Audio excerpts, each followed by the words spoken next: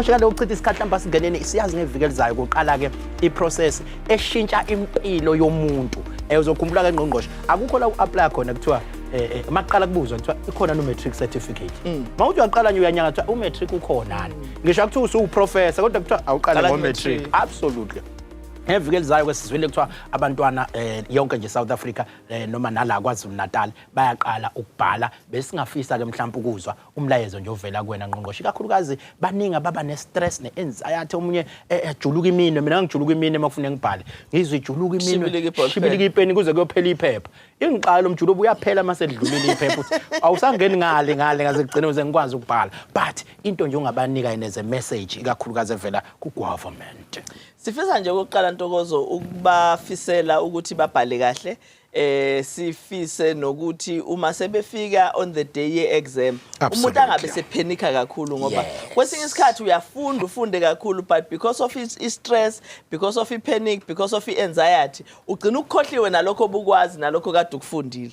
So kubalekile ke ukuthi sifundise noma ingane zethu zifundise ukuba khama. Yes siyafuna abafunde and they must have that pressure yokuthi abafunde but uma besondela kwi-exam kuyafuna bathola indlela yokuthi stressa bakwazi ukuthi bazobhala kahle ngoba akusizi ukuphenika ustress kakhulu ubusugcina ukhohlwa nalokho kwaziyo.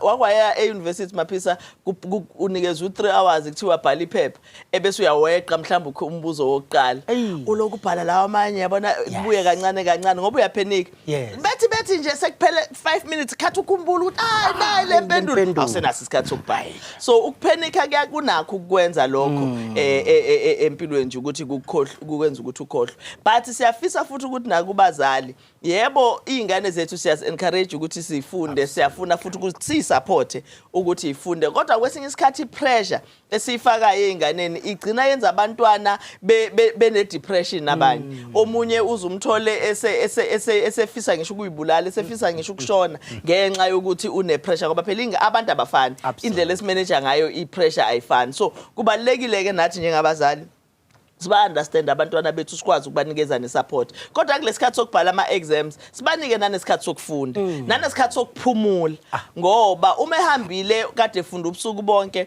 wafunda wavuka ekseni wayobhala uma ebuye ezophinda asebenze la endlini enze zonke izinto zasendlini engasitholi isikhathi sokufunda aphumule kuba inkinga. Uma ungalalanga by the way enye into uyafunda ufunde lento esasibiza ngo-cross night e-university u-cross night ebese uthi nje ngo-8 uzophuma ngoba uqala ukubhala ngo-9 awulalanga ungene nje ephepheni hamba yonke into kade uyayifunda ubusuku bonke. So nokuphumula kubalekile ngoba ingqondo ayikwazi ukusebenza 24 hours iyasidinga isikhathi sokuthi relax. So siyafisa ukubafisela abantwana bethu ukuthi babhale kahle baphumelele kodwa nalabo abangaphumelelanga it's not the end of the world.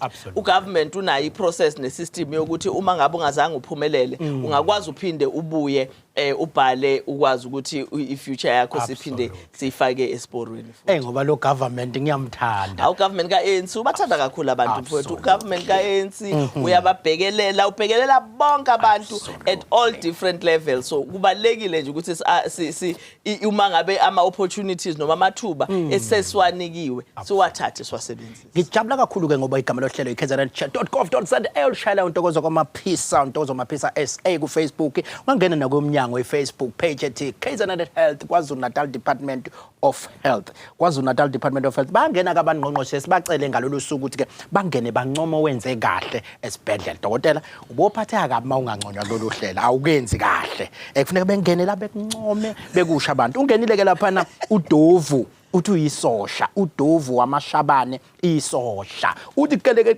sengaphakathi uyisosha ke lo muntu kade singathi Ngqongqoshe ngikusakhuluma ngesosha khona wayengitshela Ngqongqoshe ethi hey ngeke kube nesibindi njengabanye babantu besifazane umuntu kwazi ukuchithela isosha umuntu okuphatha amabhoma ahambe nama chithe kunjalo. So ke nali isosha lapha mina ke bengiyisosha ngisebenza emngceleni waseMozambique sahlatshwa imalaria bashona abanye bethu abathathu sasinda sababili ngenxa nje yonesi nodokotela basobonjene eBethesda Hospital eJozini ngiyababonga kakhulu ngempatho yakhona uthi babephethwe kahle lapha ya uDovu wamashabane isosha sizwa ke mayihamba iphatha amabhomu kodwa ke esiphethe nesibhamu esikhulu ekuphethe kunjalo bamchithele kunjalo akusenani umthokozisi sidlulele lapho kusikhumbuzo Mageba Zulu uthi ke danko ngibonga kuma security akaThabzu asebenza ku Eastboom Clinic ePMB bayasebenza labantwana benkosi neclinic iyonke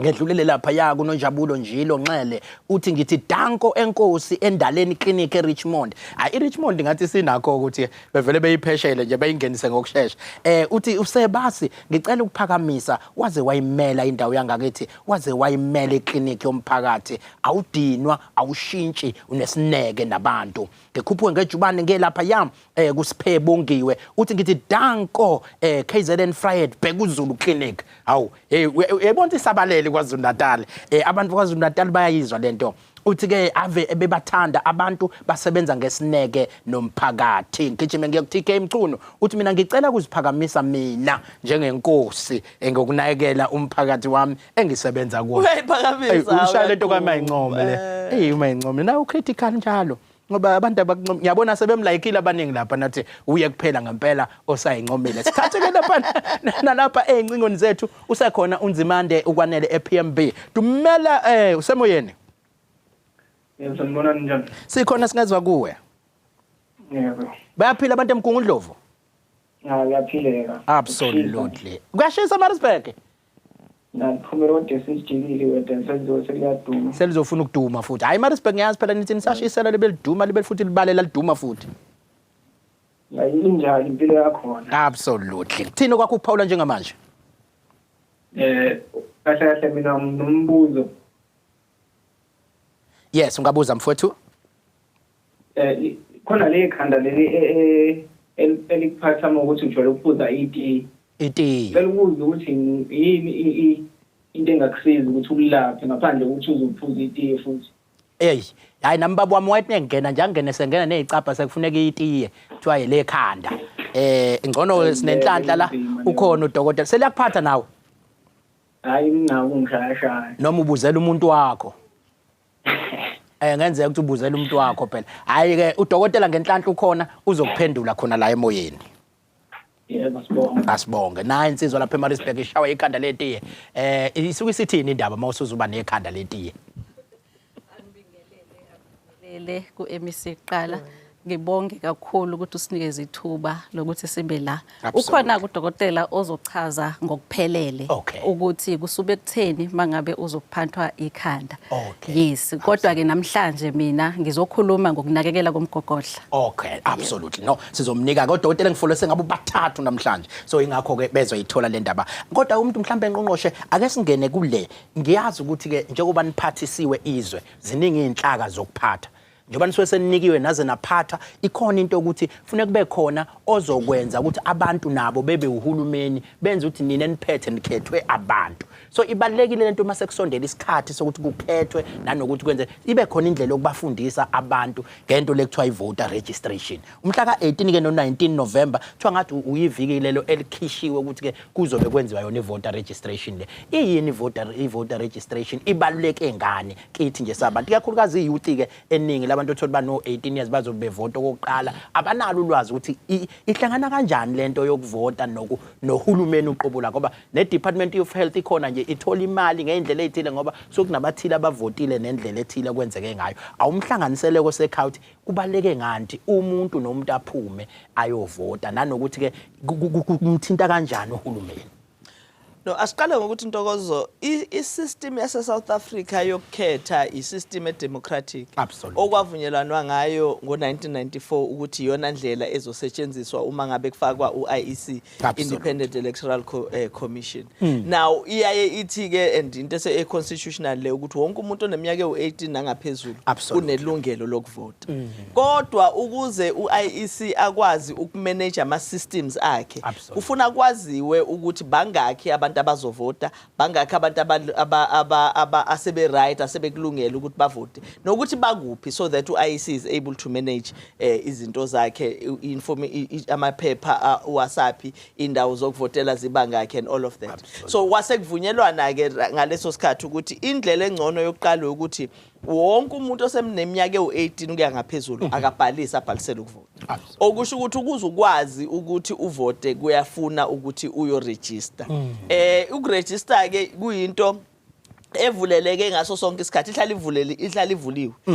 Uma nje uba na 18 years and above uthena 18 kungakavotwa noma uthena 18 qedwa ukudlula ukuvota uyakwazi ukuya kunoma yiliphi office lika IEC uyobhalisa ubhalisela ukuvota. Kodwa uma ngabe sekusondela ukhetho uIEC uyaye uhlonze izikhathi ezithize zokuthi leso sikhathi leso zibizwa ngokuthi open voter registration. Okusho ukuthi zonke izikhungu ezikhona eSouth Africa ziyavulwa ngalolo suku zivulelwa abantu abafuna ukuzobhalisa kabusha abafuna ukushintsha indawo akade behlala kuyona nabantu abafuna ukuzoyichecka nje ukuthi information yabo isaphelele yini senjengoba injalo. Okungasho ukuthi ngalezi ezinye izinsuku awukwazi ukubhalisa. Uyakwazi ukuthi uye kwi-office lika IEC noma ikuphi eduze kwakho noma e-office lika masipala ngoba bayakwazi ukukutshela bakuregister ebusu uyabhalisa. uIEC uswenze nento entsha ke manje ukuthi uyakwazi ukungena online uzibhalise wena. So ziningi indlela zokuthi ukwazi ukuthi uziregister. Kodwa le insuku eziwu2 ezihlonziwe zihlonzela ukuthi umuntu akwazi ukuya kwisikhungo sakhe esiseduze kwakhe ayobhalisa uma ngabe ngakaza abhalise ayoshintsha uma ngabe wayehlala eGoli usebuyile manje usehlala eThekwini noma uhlala eNkandla kodwa wayesebenza eGoli noma wayesebenza eThekwini usebuyile manje usesekhaya noma uyazazi ukuthi ngalolo suku lokuvotela lizobe luMay inyanga yakho mhlawumbe ozobuselifini ngayo noma inyanga ozobungekho ngayo uyahamba uyobhalisa ukuthi ngizobe kule ndawo. So lo voter ke le voter weekend yenzela bonke ke labo bantu omunye uthola ukuthi wangena kwi-online washintsha yena i-address yakhe kodwa akekho sure ukuthi bamshintsha ngempela bamsusa eGoli bamletha la eThekwini sekufuna ahambe ke ayesikhungweni esiseduze ayocheck ukuthi ngangibhalisile ngikhona yini noma engekho bese bayambhalisa kabusha. So kubalekile ke ukuthi abantu bakithi balisebenzisele lo thuba ngoba uma ngabe ungazange ubhalise kuze kufike usuku lokuvala ngoba kuyafika usuku lokuvala uzobe usuthi nasesiyovota usukuthanda ukuvota bese ungabe usakwazi ukuvota ngoba awukho la noma uzange uzubhalise all together. So abantu abasha abangakaze babhalise siya emphasize ukuthi kubaleke kakhulu ukubona ukuthi ba register bavote because uma ngabe singazi noma kungaziwa in a particular province noma endaweni ukuthi bangakanani abantu abakhona lapho lokho khama nanemali nane allocation nakho konke sikutholayo suhulumeni ngoba phela uma ngabe ucaza ikhekhe likahulumeni ucaza according to bangakho abantu abasendaweni. So uma ngabe umuntu engavoti engekho kwi-system kwenza ukuthi kungabi khona indlela ebambekayo yokunderstand ukuthi bangakhi abantu abakhona endaweni. But two, uma ngabe ungavote uyafana nomuntu ovotile ngoba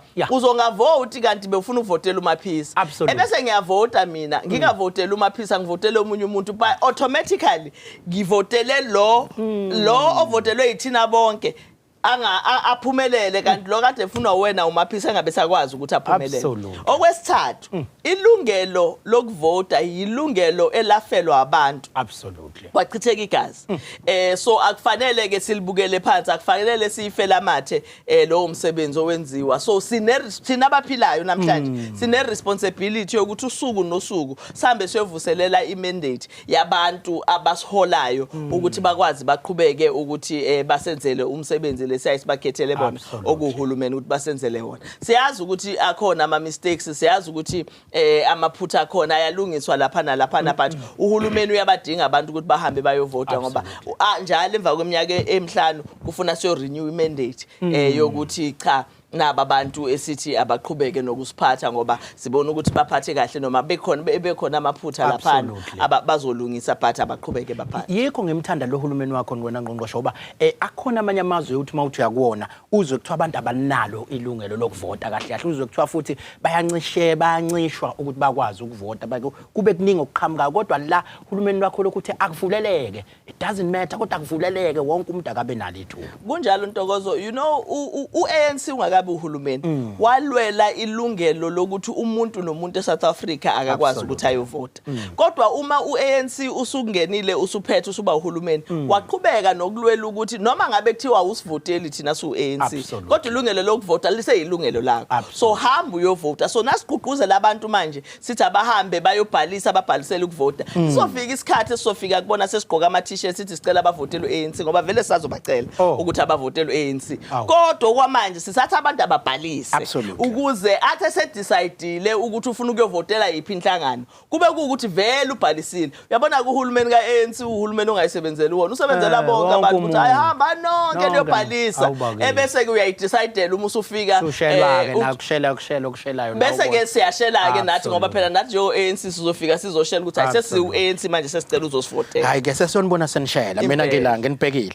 absolutely cha kukhumbuza ke bakithi uMnyango wezeMpilo KwaZulu-Natal sihamba kamnandi kubalekile ukuthi sikunderstand ukuthi igovernance isebenza kanjani ungabe umuntu ohlalayo ekhaya uthathelwa abantu inqubo mawungaphumanga uyovota ugcina uthathelwa abanye abantu inqumo nangu uncamisile lapho ondini olumahlikehlike wencamo yebo sanibona njani siyaphila uyaphila wena ngiyaphila absolutely ithini weather lapho ondini olumahlikehlike liyashisa lento eqathulayo kodwa sesiqale ukuduka absolutely nangu uNgqongqoshe yes ngiyabonga kakhulu ngibingelele kuNgqongqoshe noDokotela siyabingelela ncamisile ngisengathi uDokotela uzokuba ngento yomgogodla yebo ngicela usizo umgogodla wami uyangiphatha kodwa ngizwe imali okay yazi mangikade ngihlezi esitulweni ngisukuma sekubambelela sometimes noma kade ngilele ngisukuma sekubambelela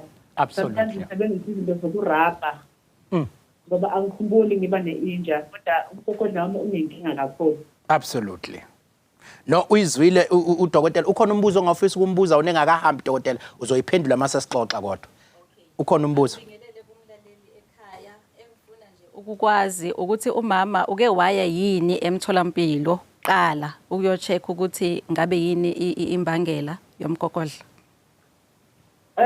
ngabe ngaya kumunye uDokotela wangibuza ukuthi ngake ngalimala yini ngamtshela ukuthi akaze ngilimale wabuza ukuthi ngiyenze njani uma ngabe ngizwa mase ngimtshela ukuthi ngisebenzise lemithi yokurabha and then it felt like a joke because ubukela sengathi into yokurabha igcina kuyiskin ayifinyeleli lapho kodwa mina mangirabhile ngayo ngiba right so ngicela ngi-understand nami yini inkinga is it myself is it ukudla itself or kwenzakalani okay siyezwa ngizokuphendula uma ngabe sengichaza ukuthi imbangela yokuthi abantu baphathwe umgogodla ikona kuphi ngizocela ukuthi ungahambi ulalele ukuze uzosizakala ake uzolalela emoyeni ulalele emoyeni angithi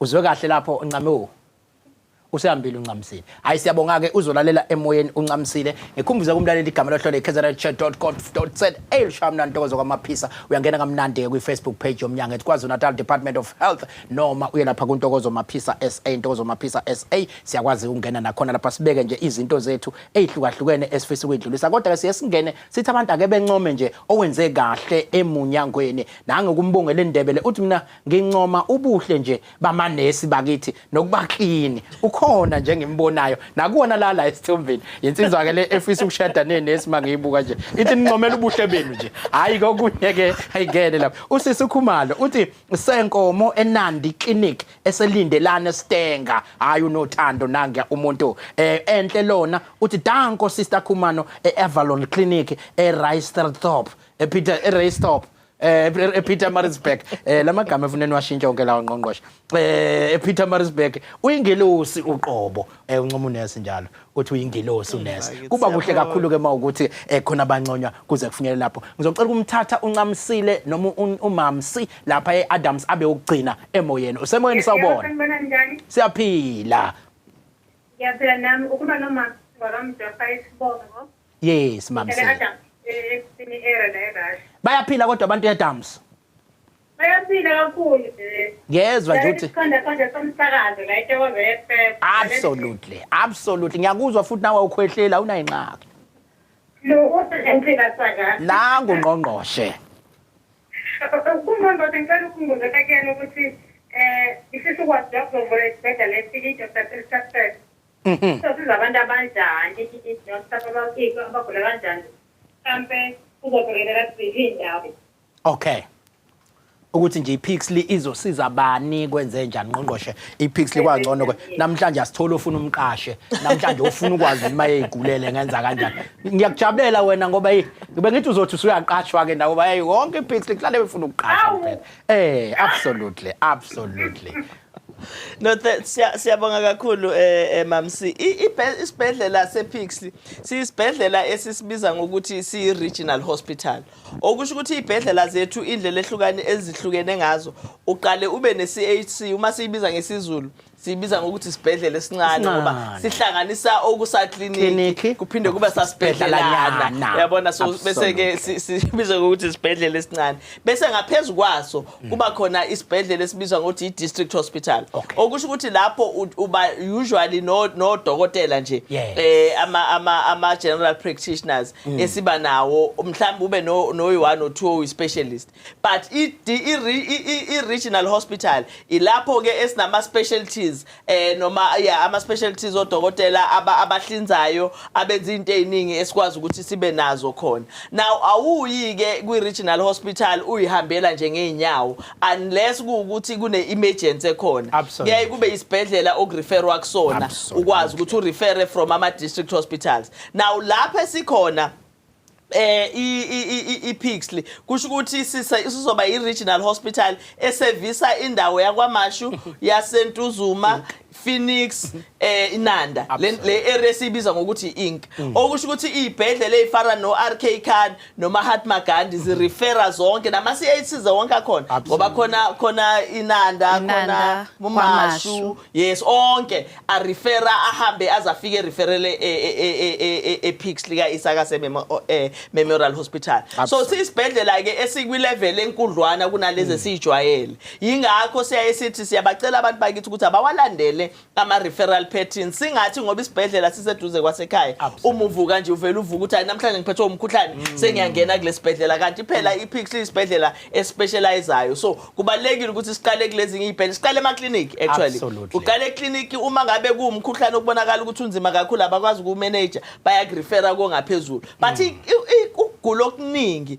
kuyamanageka eclinic uma ngabe umuntu eqale wakwazi ukufika khona so siyasibaceleka abantu bakithi ukuthi abaqale khona and then kube ikhona iclinic emreferayo imrefere esibhedlela esilandelayo so iPixley ke izosebenza kanjalo akuzoba yiwo wonke umuntu oyifikelayo kodwa kuba nama referrals of course na kune emergency ke kusebusuku uthola ukuthi khona into esheshayo umuntu ulimele useduze kwesibhedlela bayakwazi ukuthi bamthathe absolutely kodwa ke siyafisa ukusho ukuthi asijikisa umuntu asike isibhedlela sakwa health esijikisa umuntu uma nje ulimele kwenzeka into useduze uyakwazi ukungena ba emergency bakutreat ebese ke bayakurefera to isibhedlela esiseduze kwakho absolutely cha nami phela bangijikisanga bathi nje kuthikamazekile lapha abasebenza akusena kunesibhedlela ke esiprivate lapha eLalusha Ngqongqoshe ibhedlela eprivate ngiyazi ukuthi kunendlela enisebenzisana ngazo njengoMnyango kodwa siyayithola imbiko kubantu ukuthi kunesibhedlela eselalusha esaziwa ngokuthi iprivate hospital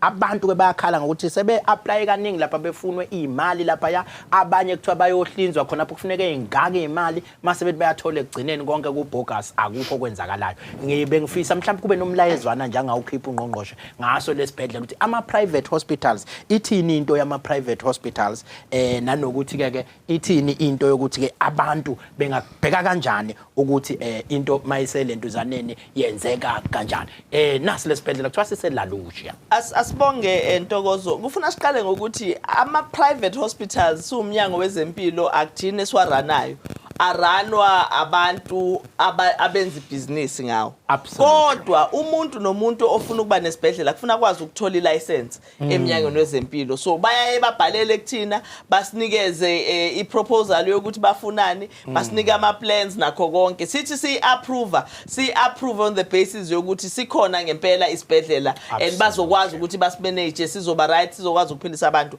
nakho konke okunjalo so sithi sizwileke le complaint esitholile ngicabanga ukuthi sithole part neviki or in the past last 2 weeks lapho kuthiwa kunesibhedlela esiseLalusha okuthiwa sithatha imali zabantu kodwa bengakwazi ukuthi babasize. Kufuna siqale nje ngokuthi umuntu wakithi ukhokhela kanjani operation ungakazi ungene esibhedlela ngomnyango ngoba phela ukuze ukwazi ukuthola i-treatment kufuna ukwazi ukuthi uyosebenza endaweni ethize nakhona na ukhokha if uzo refer udokotela to a private it must be udoctor othize okuthathayo nokade uvela usebenza naye kube uyena othi cha sizoya kulesibhedlela ayikho into yokuthi ukwazi ukuthola i-treatment over the phone ebese uyakhokha so uyakwazi ukuthi uzoyo-operate kanjani so nalokho abantu bakithi kufuna bakugada ukuthi ezinye izinto azidingi ukuthi zibe complicated ziyafuna nje ukuthi nawe uyicabange nje ubone ukuthi hayi yenzeka kanjani lento kodwa ke lesi sibhedlela sena sithola ama complaints sahamba sayo-check-a kuma documents ethu ukuthi sikhona yini isibhedlela esinje esake si-applyela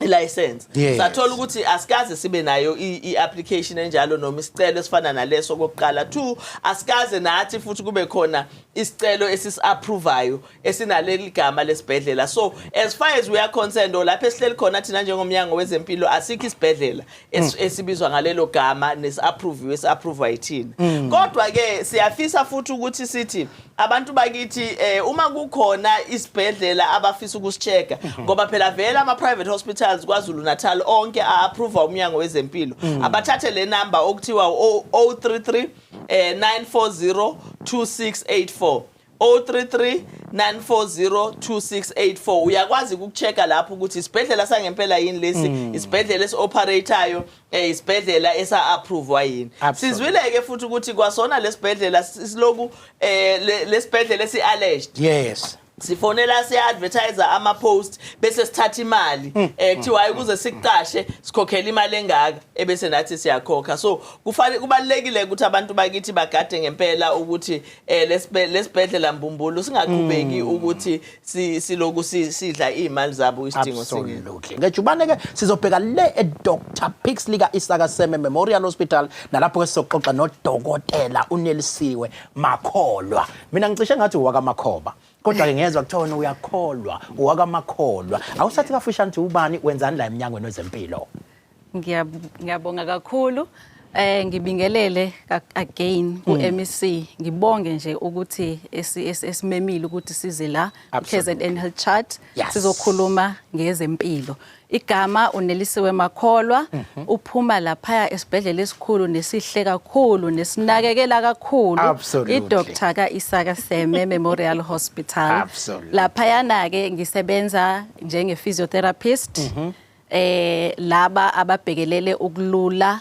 nokujimisa umzimba okay mhlawumbe ke umuntu angayibuza ukuthi ke njengoba sithi i-World Spine Day ingo-October usuku olusho ukuthini kulolu njengabantu abalula imisipha yabantu nokwenza nanokuthi ke i-back le niqwashise nithini manika ithuba ukuthi umgogodla nibuqwashisa abantu ngomgogodla ngibonge kakhulu umgogodla uyinto ebaluleke kakhulu ingake umhlaba wonke uye ufundise futhi uqwashise abantu ngezinto ezithinta umgogodla ngoba umgogodla ngaphandle kwawo awungeke ukwazi ukuhlala njengoba sihleli awungeke ukwazi ukuhamba kalula kuba nzima ngisho ukulala embedeni uma ngabe kungahambanga kahle umgogodla umgogodla kahle kahle uwona oxhumanisa amalungu omzimba wonke wonke ikhanda lakho nje lixhuma unqekuzisa nje lixhume kodwa ingalo zakho nje buphakamisa nje ingalo zakho ekade ngizwa umunye dokotela ekhuluma ukuthi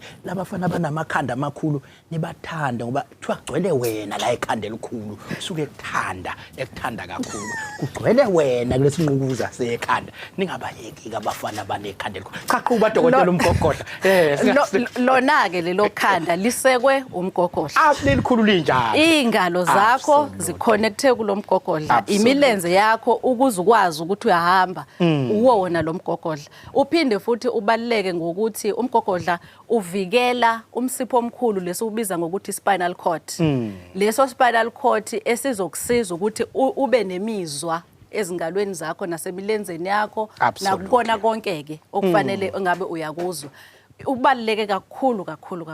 Udadewethu la ubefonile ngenze ukuthi ungabusumshiya ngaphandle. Ukubekile ukuthi unazi inhlungu kodwa ke kuba bhlungu phela mayisethu endaweni kuthiwa wena yini ushaya imbulucation. Ngithi sigcobe thina ushaye nje bese kushisa kamnandi bese uzongathi usungcono ke.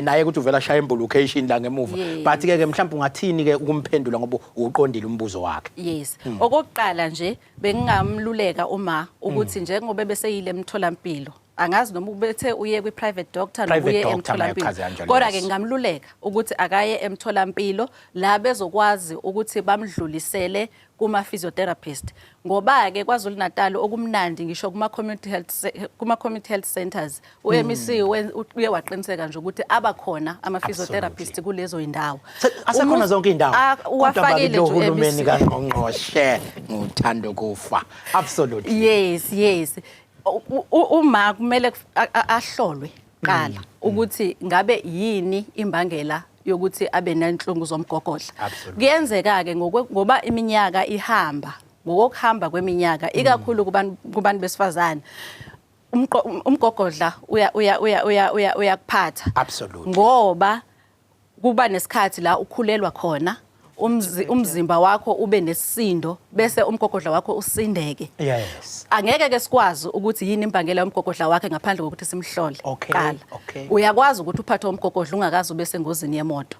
Ngenxa yokuhamba kweminyaka nangenxa yomzimba nangendlela ke njengoba sihleli nje kade ngibuka ngifika ukuthi uMC uthe ngizokhuluma ngomgogodla ngachazeka indlela ahleli ngayo ukuthi uyayibambile ukuthi le nto athi ngizokhuluma ngayo uyibambile into eyiningi uNgqongqoshe wayiyele sikona ukuthi uyasifihlela nje uyibambile uyasifihlela nje lokho echeck athini ukuthi senza kanjani uyibambile indlela esihlala ngayo indlela esiqukula ngayo izinto inomthelela ekutheni siphathwe umgogodla bengisalapho ke dokotela ungiphuca nje ngisazothi ke ngiyazi ukuthi sihlala kakhulu phambi kwama computer sigobe sitype siphinde futhi nasemsebenzini sihlele edeskini mhlambe ke iziphi indlela enene iqhuquzela thena hlala isikhathi esingaka ama-hour mangaka uphinde mhlawumbe uyilule ngabe khona kuyilula but bese uhlala kanje iyiphi indlela enene ithi cha iyona loba izophula umgogodla lenje iziphi enene nithi asisebenzise kakhulu okay uma ngabe uhlale office kubalekile ukuthi isihlalo sakho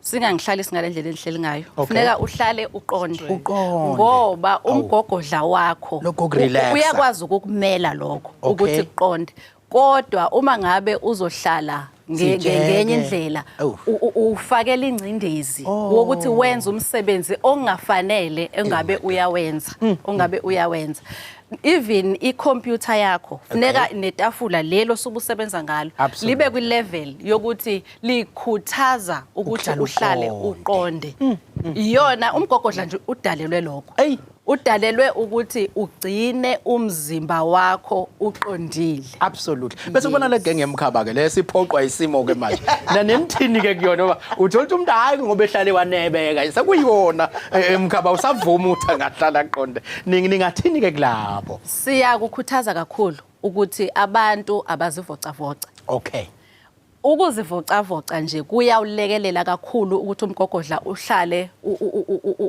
u-strong ngaso sonke isikhathi ukuthi uma ngabe unomkhaba kahle usube wenza amamasela la okufanele abambe umgogodla ukuthi abe weak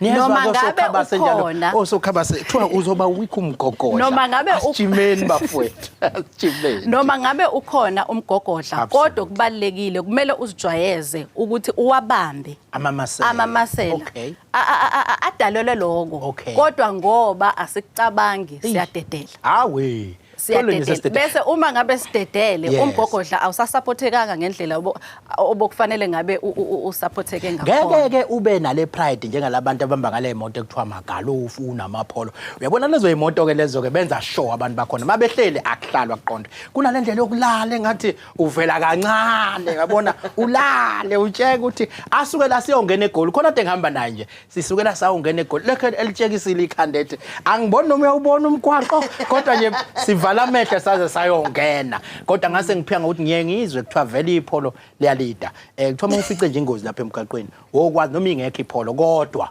ayikhona behamba ngepholo Absolutely. So ke ningathini kulabalala betsheke ke mabeshayela uthola setshekile umuntu akasawubona nomgwaqo Nkosi yami lokho etshekile. Asikhuthazi lokho. Asikhuthazi ngoba uyawuqilaza umgogodla wakho. Njengoba bengichaza ukuthi ubaluleke kangakanani. Ngaphandle komgogodla kahle impilo yakho ishintsha ngendlela engekho yinhle. So kubalulekile ukuthi unakekele. Uma ngabe uzodriver ngalendlela osho ngayo usushintsha indlela umgogodla odalelwe ukuthi ume ngayo. Uma kwenzeka ukuthi sokufanele ubrike ngokusheshsha uhleli ngaleyo ndlela ukwi-risk enkulu yokuthi ulimale ngoba noba ngabe imoto yakho ayishayisanga kodwa ukuthi kube khona ukugudluzeka okukhulu kuba khona ukunyakaza ngoba phela umgogodla wakhiwa amathamba amancane amaningi namamasela wakhona kuyiketanga nje kuyanyuka bancane awadalelwe ukubhekana nesisindo nokuphusheka okungamandla even amamasela la asube egade umgogodla awekho strong enough ukuthi ukwazi ukumelana nokuphusheka. Isikhathi singasekho ngakumina dokotela ngifuna ungiphuthume ukuthi ngayivikela kanjani ukuthi ngicine ngiphathwe izifa zomgogodla. Mhlawumbe khona nokudla nenigqugquza kumele umuntu akudle noma yini ekufuneka yenze nje ukuprotecta umgogodla. Okay, ngiyabonga kakhulu. Okokuqala indlela oqukula ngayo. Sebenzisa imilenze yakho nezandla mangabe uqubula uma ngabe uyocosha into phansi sebenzisa amadolo adalelwe lokho amamasela lawe enyawo zakho adalelwe lokho ukuthi agobe hayi umgogodla. Okunye futhi okubalekile ukuzivocavoca njengoba bese ngeke ngasho ekuqaleni ukuthi kubalekile ngoba usubulekelela lamamasela okuwona asupporta umgogodla wakho. Okunye ke nje okubalekile ngizwa kahle angithi manje bonke odokotela bezela ngathi bagadla kimi manje senga accept nje ukuthi ayi bese ngilinde ukuthi uzosho futhi iminyaka ukuthi abaneminyaka emingaki egadla uzovela aqale kuwo lo 40 abahlale bengena bonke impela nje kwaqala lapha yana ko 40 kusube impela ngokomthetho akumele uqale uku-exercise umuntu na40 kumele uqale before by the time ufika ku 40 umzimba wakho ustrong uyakwazi ukumelana nokuhamba kweminyaka ngoba ngeke ke sikuvimbe lokho iminyaka iyahamba umzimba uyakhathala. Sibonge kakhulu kudokotela wethu Nkosi yami uNelsiwe Makholwa oyi-physiotherapist. Limnandi ligama ngelanga uyofika uzosithatha through ukuthi kuyenze njani mangifuna ukuba yi-physiotherapist. Siyabonga kakhulu ngenxa yesikhathi sekufuneka ngene udokotela olandela kodwa ngqongqoshe into engiyithandile ayikhulumile uthe lo hulumeni wakho usekwenzile ukuthi abe khona wonke ama-physiotherapist. Mina ngiyathanda ukuthi sizwe ukuthi wenza ngani kanti lo hulumeni wakho. Lo hulumeni ka-ANC Ntokozo une position ethi ukuze abantu bakithi bakwazi uku-accessa ama-services bakwazi ukuthi baphile bakwazi ukuthi balapheke asithathe yonke noma onke ama-specialist adingekayo akwazi ukubheka konke okusemzimbeni ukusuka ey'nweleni ukuze uyophuma kubhozo babe khona abantu abakwazi ukusiza esibhedlela. So ipolicy-ke ka-African National Congress u-ANC lo eyathi uma ngabe kukhona iy'thunywa ezizothunywa kuhulumeni azenze sure ukuthi isibhedlela nesibhedlela noma iclinic neclinic inabo abantu abakwazi ukuthi basize. Kulokhu ke sanikezwa iresponsibility yokuthi labo abangekho ezibhedlela sithole indlela yokuthi sibaqashe sithole indlela yokuthi sibafake ukuze abantu bakithi bakwazi ukuthi balapheke ngoba uma ngabe singakwenzi lokho kusho ukuthi umuntu ongenamali uzongakwazi ukuthola i-physiotherapist ngoba yena akanayo i-medical aid.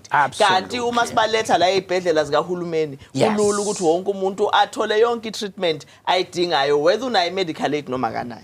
Ngiyayithanda leyo nto ngoba kukaningi makuneyindaba ezimbi ezikhulunywayo kakhulukazi ezibhedlela kuyashesha ukuvela okubi kodwa buka nje story simnandi njengalesi ukuthi asekhona ama-physiotherapist uthe almost zonke izikhungo manje udaba lolo lumnandi akumele ngabe sicula njalo mazivukazi wonke umuntu ayivuka nje ekuseni akhumbuza unkosikazi wakhe nendoda yakhe ngapha eceleni baba kuthiwa sekhona ama-physiotherapist kube mnandi South Africa sikhuluma indaba ezenziwa yilo hulumeni kakhongolose. Ngizodlula ngejubaneke manje ngiye lapha kudokotela wethu ubongiwe unanegama lesingisi ngqongqoshe uPatricia. Hello Patricia wakambatha. Patricia awushela ukuthi ubani wenzani eMnyangweni? Okay, ngiyubongiwe Patricia. Absolutely. Mbatha. Ngisebenza eNkosi Albert Luthuli. Absolutely. Ngisebenza ku department yabantwana.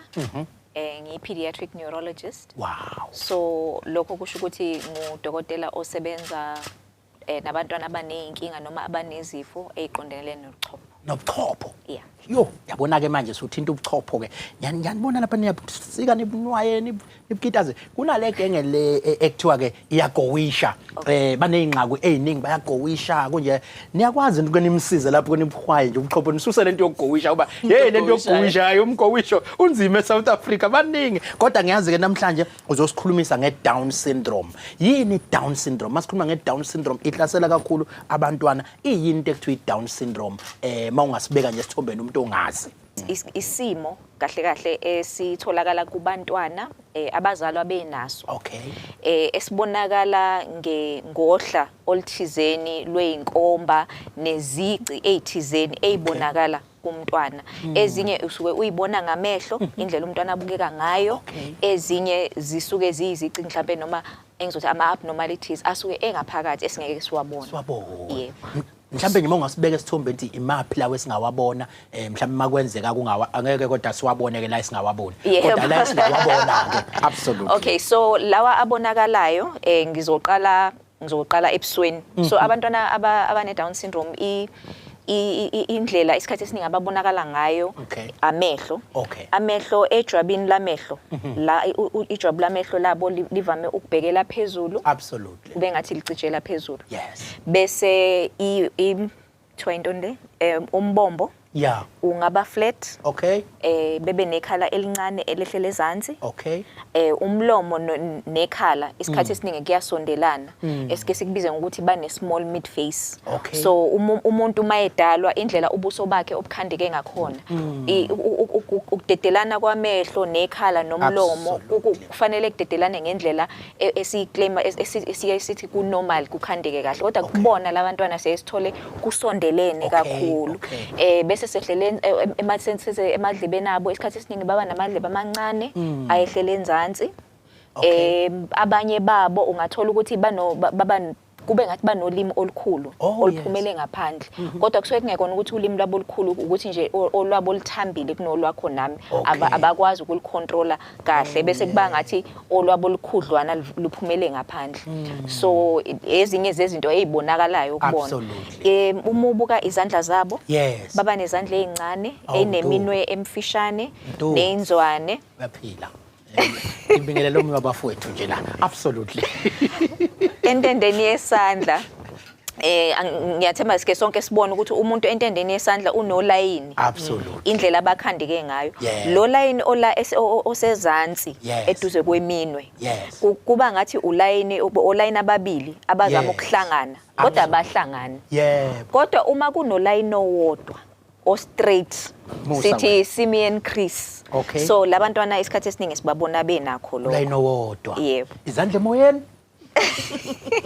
nawubona ulayini owodwa. So ke lezo ezinye izinto ezibonakalayo ubona isikhathi esiningi abanye uzobabona bafishane ekukhuleni kwabo bengabi abantu abade babafishanyana and isikhathi ngoba lesi simo isimo esehlela abantwana beyinhlanga zonke akubi mhlambe into ephatha abantu abamnyama noma belungu bodwa. So nginake ukuthi abanye abantu mawubabuka ngendaba yokuthi banalezi mpawu ezifanayo uma babonke ngathi bazalwa umama oyedwa ngoba bonke banalamehla afanayo nalobu buso obusondelene nolimi olukhulu nokuba bafishane. So bese ke kuba ezinye izinto ezibonakala ngaphakathi ezokwaziwa odokotela okusekulweni abapopolayo popola thina ke esibesipopola.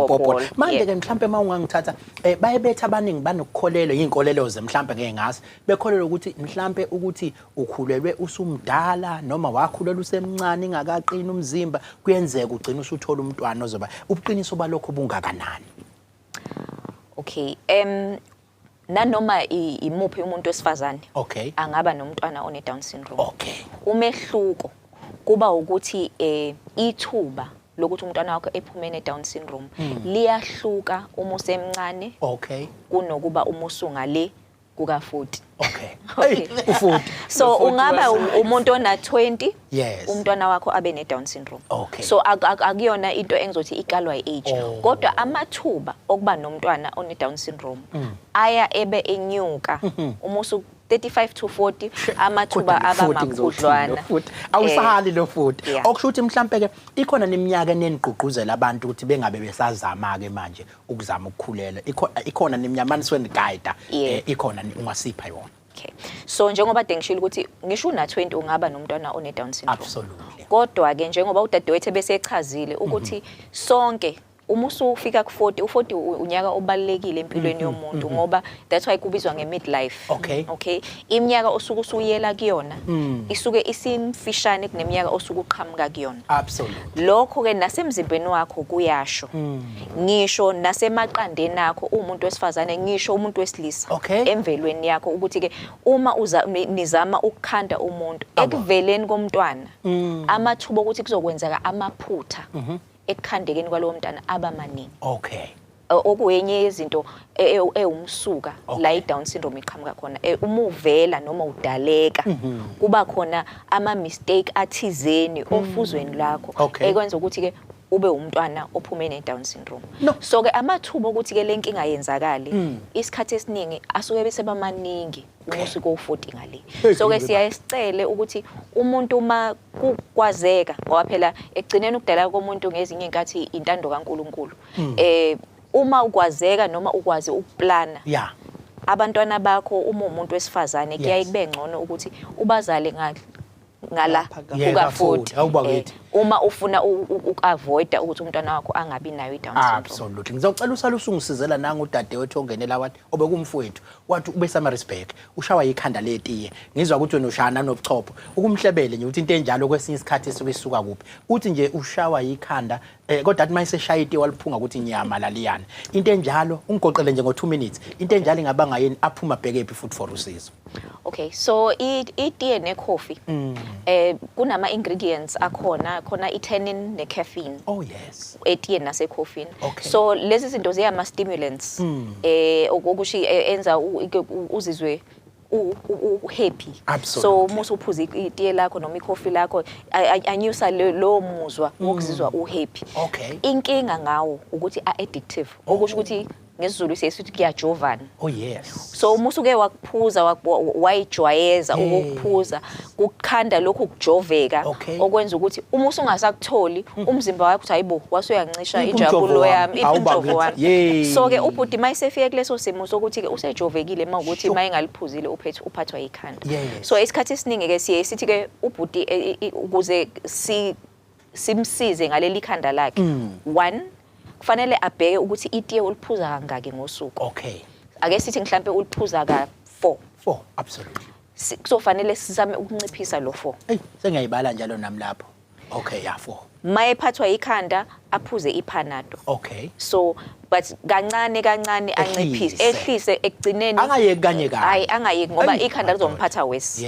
So ngokuhamba kwesikhathi aqala anciphise kube uma ukuthi ubephuza u4 3 after a month 3 2 1 agcine liyekile ngoba yilokhu kujoveka okumenza ukuthi aphathwe ikhanda. No Dr. Bongiwe Patricia Mbatha uhlale nje kuyintokozo ukukhuluma nawe uyibeka uyisondeze ngolimi lwasekhaya. Uthandile igama lika Patricia futhi ngichaza kakhulu ngenxa yesikhathi ngoba kusekhona ukugcina Dr. ngizomfaka ngizobuyisa Patricia ukusithatha usibeke ke ngokuqhubeka kwayo i-Down syndrome kodwa ke esikuthola namhlanje siyabonga kakhulu. Ngqongqoshe sashintsha sifaka umfowethu ozongena ke manje azosikhulumisa indaba ebalulekile indaba ye-deficiency ye-iron la emzimbeni. Ngizocela ukuthi ke ekuyikhulumise nale eyokuthi ngempela i-Down syndrome yinto ngempela emakhaya esingayisondelela siyithini esechaza udokotela.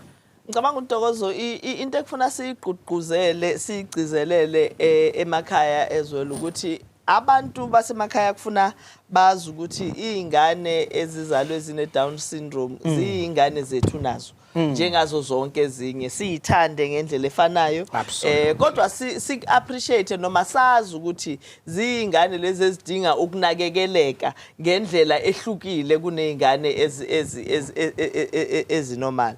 So kubalekile ukuthi si understand lokho ezinye zazo izingane ziyazidinga ukuthi zize ziye esikolweni esi-specific ezifunda bona. So kufuna sik understand lokho noma sila ekhaya sikwazi ukuthi siba treat ngendlela ngendlela enothando, ngendlela ezokwazi ukuthi ingane isondele emndenini. Uyabona nje ezinye zazi ingane emaphisi uyayuthola ukuthi uma akuyona ingane ethanda ukukhuluma kakhulu, akuyona ingane ethanda ukubanjwa, ingane ethanda ukuloku ihamba. Kufuna sikunderstande lokho ukuthi okay siyaqhelisa izinto endlini, siyazi ukuthi la endlini ayikho into ezoyilimaza, ingane iyathanda ukugibela ikotele, normally ingane zinjalo vele, but uthola ukuthi lezi ngoba ezinye zabo ziba hyper active. Kufuna sihlale sizigadile nje, sizigade sinakekele ngoba zingane ezinothando ke by the way nazo uma ngabe zilitholile uthando emndenini. Samukeleke insizwa la yakithi engasile ukuyivukana kulolu hlelo, isiyala ekhaya nje. Ilokhu iyafika kulolu hlelo, ibaphathe kahle abantu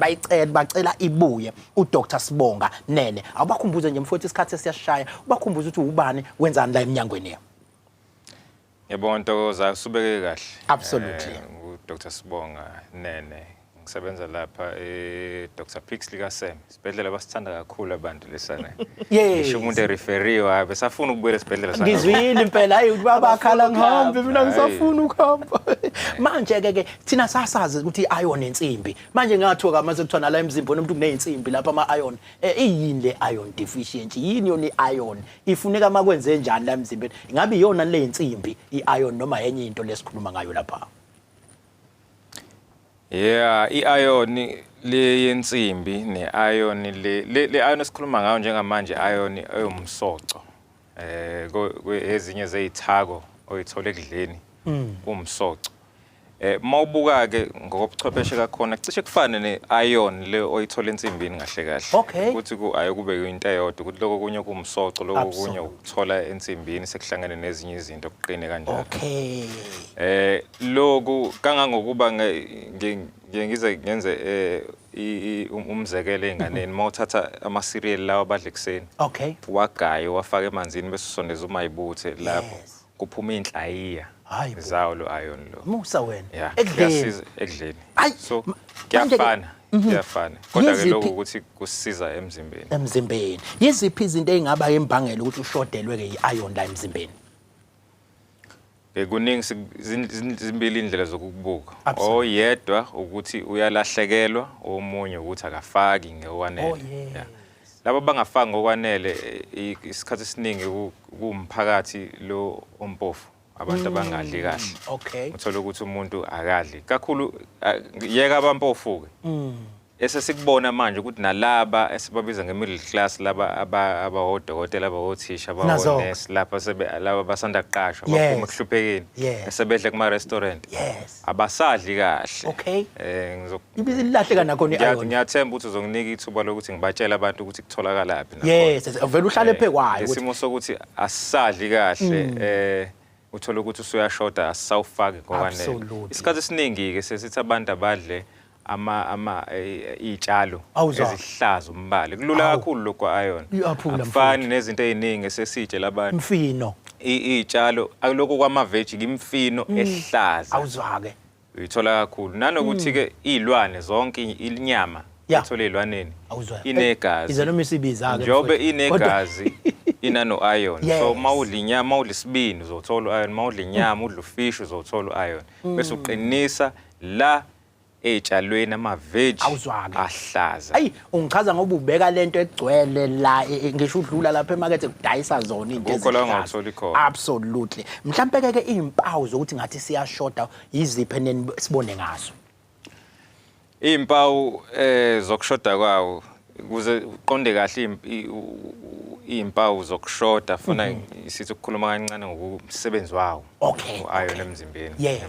Ubaluleke kakhulu esesikubone kakhulu kunabo bonke ukuthi ilaba abashoda ngegazi. Kubalulekile u-iron ekwenzeni ekusizeni umzimba ukuthi ukhiqize igazi. Absolutely. Igazi lisiza ukuthi linike umdlandla ukwazi ukwenza izinto nsuku zonke. Mase ushoda ngegazi uyibona uvuka ekseni ngisho akuthi ulalile kodwa uvuka ukhathele. Yini webantu? Ishe mawufuna ukwenza izinto ezidinga umdlandla ayisenzeki. Lezi ezidinga umdlandla. ngiyathanda lapha eMhlandleni. Okunye abanye abantu uthola ukuthi umuntu uphathwa ikhanda elingapheli.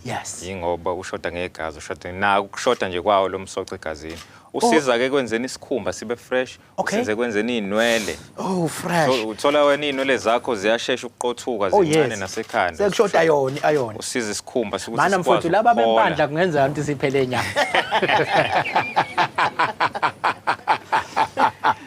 Hayi laba banenkinga eseceleni. Iseceleni. Omunye umuntu uphawu oludume kakhulu ukuthi amankemfu angapheli. Abanye abantu baphathwa amankemfu. Izo zonke izinto. Lokho kumhlophe kuba seceleni i-angular cheilitis. Ngiyayibona yakube ngiyazi lapho ke mina. Absolutely. Kodwa ke mfethu obani abacishe bebesengcupheni kakhulu. Ngiyayithanda nale eminyaka manje sinika nangeminyaka. Kodwa nisixolelela ko 40. Yonke into ngatheni yiphosa ngale ku 40. Kodwa ke obani abacishe bebesengcupheni kakhulu. Abantu abasengcupheni ilaba bangadli kahle abangakutholi ukudla. Qala abantu babedla kahle ngoba bebedla izitshalo lezi esikhuluma ngazo yabona. Vele emhlabathini ezihlaza. Okwamanje ukuthi indlela sebeyishintshile abantu indlela abadla ngayo. Laba bahlala emadolobheni nje yibo. Bese kuba i-group ebaluleke kakhulu abantu besifazane. Abantu besifazane inyanga zonke ngoba ngishilo ukuthi enye imbangela ukuthi uyawulahla uyakulahlekela wena uAyon. Abantu besifazane ngenxa yokuthi inyanga zonke baya esikhathini. Ulahlekelwa igazi. Izifo noma akusona isifo lesi kodwa uthola ukuthi kunezifo ezenza ulahlekelwe igazi emzimbeni kancane ama-ulcer, abanye banama-piles.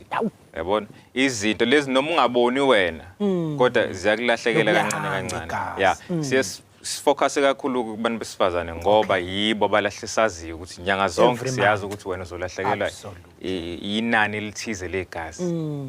So ke yini umuntu angaqikelela ubusukushilo kunye kwakho kodwa nje usuvala makukhona okusalile nakho ugoqe kodwa yini umuntu angayiqikelela ukuthi mawuthole lokhu nalokhu ngeke impela ube umuntu osengcupheni. Idla kahle. Idla itshalo. Mawubuka umbala yabona nje mawuthi mawungena esitolo ubuka umbala kubona kuhlaza kusamaqabunga i-iron leyo azi ukuthi kucela u-iron sikhumba sihle inwele ayiphuphuzele ze right makunegazi uyazi ukuthi lento ivele esilwaneni inegazi idla lapho iron lo isibindi lesi u-iron lo so akunzima kakhulu but ke dokotela ungilaphe nala uthi ngoba phela ezami yabo nje ubukhuluma siyaphuma ke manje ziyokose inyama zizosishisa ke sibindi sibe yiqabunga bese sidla lingasekho kwagazi lelo ukuyiprepare ke lento iprepare kanjani phela omnye uzoshawa yilokho ukuthi ke ugcina mhlambe sekuqeda kwayona le iron eprepare ukudla nicizela akwenze kanjani noma ikhebishi balifry lizibe brown ubaleke kakhulu lo mbuzo loyo indlela okulungisa ngayo ukudla kulungise ngendlela yokuthi ungakupheki ukuze weqe uze kubulala imsoco kuza nayo njengoba usho nje isibindi ungasipheki size siba ugodo